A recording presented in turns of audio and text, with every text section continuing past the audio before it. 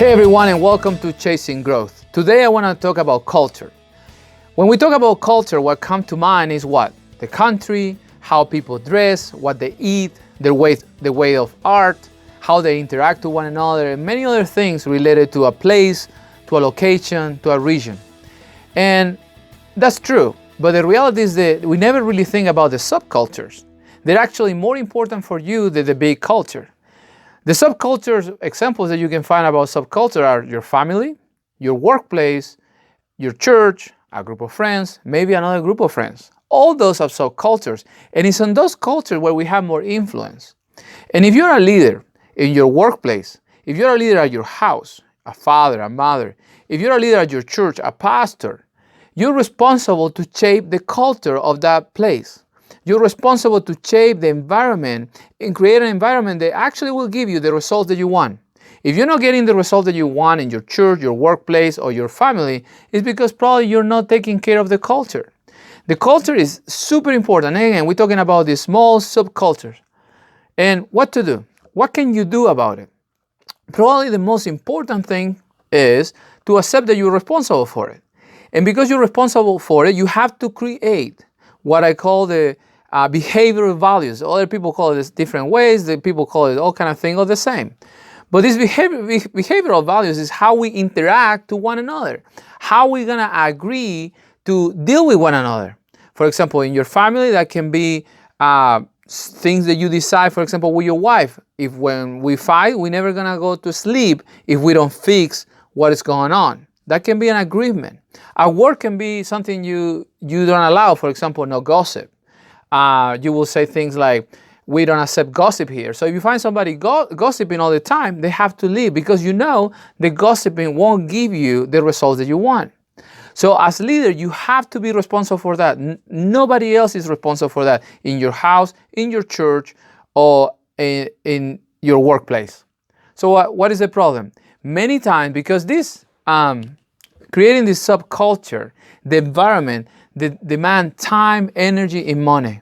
Demand you to put all your heart out there to actually be talking with people, repeating the same things in the hallway and in the meetings, when you're at dinner and when you wake up. So in other words, you have to also live what you're saying. If you're saying one thing and you act in the other way, nobody will believe you either. So you become accountable to that value system, those behavioral values that you're creating. So it can be tough. And again, you have to repeat it all the time. You have to put it on the walls. You have to remind everybody about it. And again, this happens at your family, at your workplace, at your church, etc., anywhere. So when you're doing that, and at the same time, you have other things to do. You have all the responsibilities. So it's tiring. It's difficult. So what is the problem? Many leaders tend to delegate this. They tend to delegate this in their families. They tend to delegate this in their workplace. And they delegate this in the church. The pastor say, oh, I just preach. And the rest is in somebody else's hands. That's not how it works. If you're the leader, if you call yourself yourself leader, if you're in charge of either your family, if you're in charge of the church or your workplace, if you're the leader, you're responsible to create the right environment. And how you create the right environment is creating the right behavioral values, how people would interact with one another so you can get the right results that you want. And if you're delegating this, it's impossible really to delegate this because it needs to come from you. When you delegate it, pretty much what you're saying is like, I'm advocating, I'm giving up. It's not mine anymore. And what you're going to have is somebody else who's going to start doing it, even if you appoint somebody to do it, or somebody else is going to start doing it naturally. And what you can find out later on is the values, the way the people is behaving in these small subcultures that you're part of it, either at your home, your workplace, or the church again, it will be completely against what you believe. Or maybe it's not even something that you like.